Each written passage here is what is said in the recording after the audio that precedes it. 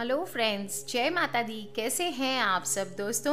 उज्जैन की महाकाल की आरती किसको नहीं पता है। इतनी खूबसूरत भस्म आरती होती है वहाँ पे, विश्व भर में प्रसिद्ध है ये आरती। दोस्तों, ऐसी मान्यता है कि पहले ज़माने में शमशान की भस्म से भूतनाथ की आरती होती थी और महाकाल की भस्म आरती उसी शमशान की राख से की जाती थी। उनका श्रृंगार भी उसी राख से किया जाता था, परंतु अब ये परंपरा खत्म हो चुकी है। अब कंडे की भस्म से आरती और श्रृंगार किया जाता है और आजकल जो महाकाल की आरती में भस्म यूज होती है वो गाय के गोबर से बने हुए औषधि युक्त उपलों से होती है। साथ ही साथ उसमें शमी, पीपल, पलाश, बड़, अमलतास, बेर आदि की लकड़ियों को जलाया जाता है, जिससे जल करके भस्म तैयार होती है। बहुत सारी तरह की जड़ी बूटियाँ, कपूर, गुगल आदि की मात्रा इतनी डाली जाती है कि ये भस्म अगर आप अपने शरीर पर लगा दें तो सभी प्रकार के रोग दूर हो जाते हैं। दोस्तों, ना सिर्फ सेहत की दृष्टि से अच्छी होती है, बल्कि अगर इसको प्रसाद के तौर पे लोग टेस्ट भी करते हैं तो इतनी लाजवाब होती है इसकी टेस्ट कि कुछ कहने की बात नहीं होती है। दोस्तों, बहुत सारी विधियों, 3 प्रकार की विधि ऐसा माना जाता है, श्रौत, स्मार्त और लौकिक विधि होती है, उससे ये कंडों को जला करके भस्म तैयार की जाती है। अलौकिक भस्म है दोस्तों, शिव के शरीर पर भस्म लपेटने का दार्शनिक अर्थ ये है कि शरीर जिस पर हम इतना घमंड करते हैं, जिसकी सुविधा और रक्षा के लिए ना जाने हम कितने कितने तरह के उपाय, साम दाम दंड भेद सब लगा देते हैं कि हमारी बॉडी अच्छी रहे, फिट रहे, सुंदर रहे। एक न एक दिन इसी भस्म के समान हो जाना है। शरीर हमारा क्या है दोस्तों, क्षण भंगुर है और आत्मा अनंत है। अगर हम जब दुखी होते हैं तो हम किस लिए रोते हैं कि हमारे शरीर को कष्ट पहुंचता है। दोस्तों, हमारी आत्मा पवित्र होती है, हम कितने भी पाप करें वो हमारे शरीर करता है, हमारी आत्मा नहीं करती। हमारी आत्मा पवित्र होती है और जो अपनी इस पवित्र आत्मा को संभाल करके रख सकता है, पहचान सकता है, वो कभी भी गलत काम नहीं करेगा, कोई बुराई नहीं करेगा और उसका शरीर भी अपने आप पवित्र हो जाता है।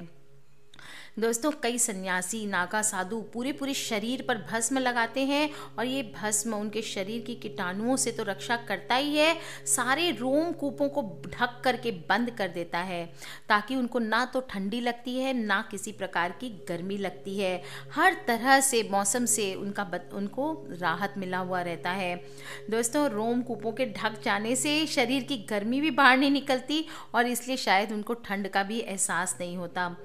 गर्मी में शरीर की नमी बाहर नहीं आती, इससे गर्मी से भी रक्षा होती है।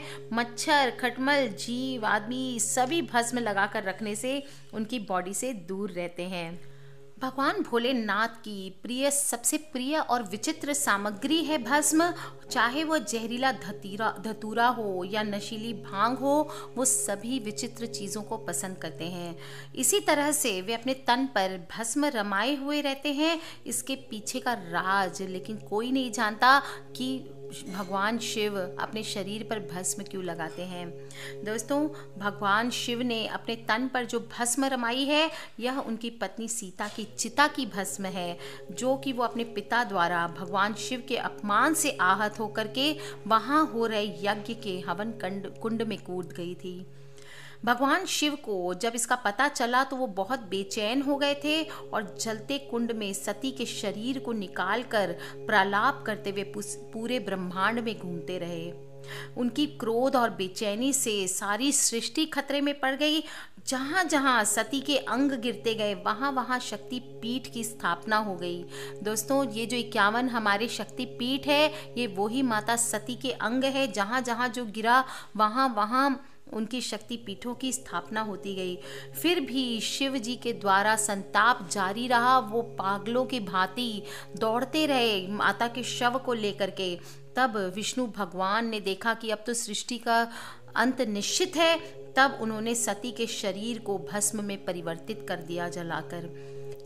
शिव जी विरह की अग्नि में जलते रहे और भस्म को उनकी अंतिम निशानी समझ करके अपने सारे शरीर पर उन्होंने लगा लिया।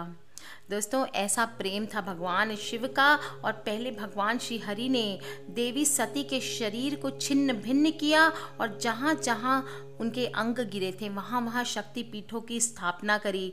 लेकिन पुराणों में दोस्तों भस्म का भी विवरण मिलता है, और भगवान शिव के तन पर भस्म रमाने का एक और रहस्य लोग बताते हैं कि ये राख हमारी विरक्ति का प्रतीक है। भगवान शिव चूंकि बहुत ही लौकिक देवता है, कथाओं के माध्यम से उनका रहन सहन एक आम सन्यासी जैसा लगता है, एक ऐसे ऋषि का जो गृहस्थी का पालन करते हुए भी मोह माया से विरक्त रहते थे और संदेश देते थे कि अंतकाल में सब कुछ राख हो जाना है।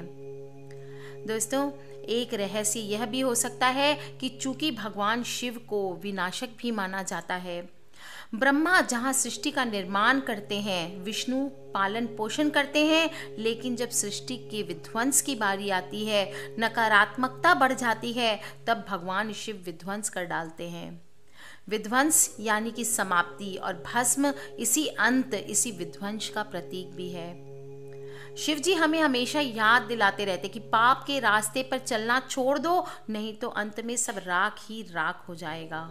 इसलिए दोस्तों ये माना जाता है कि रोज हमें भस्म का उपयोग करना चाहिए, चाहे उसको आप विभूति बोलिए, भस्म बोलिए या पवित्र राख बोलिए। इसके इस्तेमाल के बहुत सारे तरीके हैं, बहुत सारे पहलू हैं। ऊर्जा देने वाला है, बहुत ही बढ़िया माध्यम है दोस्तों।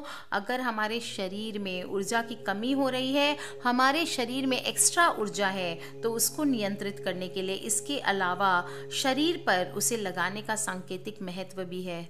लगातार हमें हमारे जीवन की नश्वरता याद दिलाता है, और हम पाप कर्म करने से थोड़ा हिचकते हैं। आप हर समय अपने शरीर पर हम नश्वरता ओढ़ के रखते हैं। दोस्तों आमतौर पर योगी ही शमशान भूमि से उठाई गई राख का इस्तेमाल करते हैं, लेकिन आम आदमी के लिए ये राख इस्तेमाल करना वश में नहीं। इसका विकल्प गाय का गोबर है। दोस्तों इसमें गाय का गोबर के कंडे ले लें, और उसमें थोड़ी सी चावल की भूसी ले लें, चावल की जो हस्क होती है वो ले लें, थोड़ी सी गूगल डाल लें, थोड़े कपूर डाल लें, थोड़ी सी आम की, अशोक की अच्छी जो लकड़ियाँ आपके आसपास है, बेल की आदि लकड़ियों को सबको मिलाकर किसी बर्तन में जला लें। जब वो जल जाए पूरी तरह से, तो उसको ठंडा करने के बाद उस राख को आप अपने सिर पे, गले में, आप देखेंगे अगर आपको कफ हो गया है तो आप ये भस्म को अपने गले पे सिर्फ लगा के देखिए कैसे आपका कफ तुरंत निकल जाता है। दोस्तों बहुत तरह की बीमारियों का इलाज है, और इसमें जो ईश्वरीय ताकत होती है, ईश्वरीय तत्व होता है, वो हमारे जीवन में आसपास, अगर किसी ने आपके ऊपर काला जादू किया है, किसी ने आपके ऊपर कुछ भी गलत किया है, आपके आसपास निगेटिविटी बढ़ गई है, आपके स्वास्थ्य में हानि हो रही है, इसमें ये भस्म लगाना बहुत ही बेनिफिशियल होता है। बता दूं आपको भस्म कैसे लगाया जाता है। पारंपरिक रूप से भस्म को अंगूठे और अनामिका के बीच लेकर के ढेर सारी विभूति उठाने की ज़रूरत नहीं होती है, बस थोड़ा सा लगाना होता है, बिल्कुल चुटकी भर। भौहों के बीच, जिसे आज्ञा चक्र कहते हैं, वहाँ लगाना चाहिए। गले के गड्ढे में लगाना चाहिए, इसे हम विशुद्धि चक्र बोलते हैं। छाती के मध्य में लगाना चाहिए, जिसको हम अनाहत चक्र के नाम से जानते हैं। और भारत में आमतौर पर माना जाता है कि इन बिंदुओं पर विभूति जरूर लगानी चाहिए। दोस्तों अगर आप चाहते हैं कि मैं आपको भस्म के बारे में और डिटेल में बताऊं, तो आप मुझे वीडियो के नीचे लिख के पूछ लें। मैं आगे आपको भस्म बनाने की प्रॉपर विधि के साथ, और कैसे लगाना चाहिए, इसके क्या यूज होते हैं, कौन से चक्र पे लगाने से, बहुत वास्ट सब्जेक्ट है। मैं अगर बताऊं तो शायद आप लोग बोर हो जाएं। अगर आपको इंटरेस्ट है तो मुझे लिख भेजें, तो मैं आपको जरूर आगे दूसरी वीडियो में भस्म के बारे में और बताऊंगी। अभी मैं आपको ये बता देती हूँ कि भस्म का तिलक कैसे लगाना चाहिए ताकि ये आपको यूज आ सके। भस्म का तिलक लगाने से सबसे पहले ध्यान रखें दोस्तों, ऐसा माना जाता है कि आपके सभी पाप धुल जाते हैं और आपके शरीर को, आत्मा को आंतरिक शांति मिलती है। भस्म धारण करने से समाज में मान सम्मान, यश मिलता है और आकर्षण बढ़ता है। हमारे जो शरीर के छिद्र हैं उनको बंद करता है, जिसकी वजह से जो मौसम है उसका प्रभाव हमारे शरीर पर नहीं मिलता। वैसे दोस्तों अघोरी साधु लोग ही इसका प्रयोग करते हैं, हम नहीं लगा सकते हैं ये। त्वचा संबंधित, लेकिन आपको अगर त्वचा में, आपकी स्किन पे कोई भी रोग हो तो आप इसको ज़रूर लगाएं, बहुत ही लाभकारी मानी जाती है और आपकी स्किन रिलेटेड रिलेटेड सभी समस्याओं को दूर कर देती है। दोस्तों, भस्म का तिलक सोमवार के दिन अगर आप करते हैं तो अभी सावन के महीने में तो आपको रोज करना चाहिए। इससे माना जाता है हर एक कार्य में सफलता मिलती है। अगर आप शिवलिंग की आरती करते हैं और पूजा करते हैं भस्म की सहायता से, तो शिव जी की कृपा आप पर हमेशा बनी रहती है। कभी मौका मिले तो महाकाल जा करके भस्म आरती ज़रूर करवा के आएं। दोस्तों, अगर आपको काल सर्प का दोष चल रहा है तो शिव जी के भस्म का तिलक आप अपने मस्तक पर अवश्य करें और आप देखेंगे आपको किसी भी प्रकार का काल सर्प दोष या शनि दोष आपका हल्का हो जाता है। दोस्तों, बात की हमने आज भस्म की, बहुत ही इम्पोर्टेंट चीज़ है भस्म। हम अपना इग्नोर करते हैं इसको, छोटी छोटी बातों को, पर दोस्तों ये रीज़न है कि हमारे कालों के काल महाकाल को भस्म क्यों पसंद है, हमारे शिव बाबा को भस्म क्यों रमाते हैं। ये उनके प्रेम की निशानी है, नश्वरता की निशानी है और ये बताते हैं हम सबको कि ज़िंदगी ख़त्म हो जानी है, इसलिए अपने स्वभाव को और अपनी आत्मा को हमेशा पवित्र बना करके रखें। आज के लिए इतना ही दोस्तों। ये इन्फॉर्मेशन को अब कहानी है, कहानी स्वरूप है, शिव जी की कहानी है, हमारे शिव प्यारे शिव बाबा की कहानी है। ये ज़रूर सभी दोस्तों से, सभी फ्रेंड्स और फैमिली से शेयर करें ताकि सभी लोग जान सके कि शिव बाबा भस्म क्यों रमाते हैं। आज के लिए इतना ही दोस्तों। किसी प्रकार के क्वेश्चंस हो प्लीज़ आप मुझे वीडियो के नीचे लिख के पूछ सकते हैं, मुझे ईमेल कर सकते हैं। मेरी ईमेल ID है brijnari@gmail.com।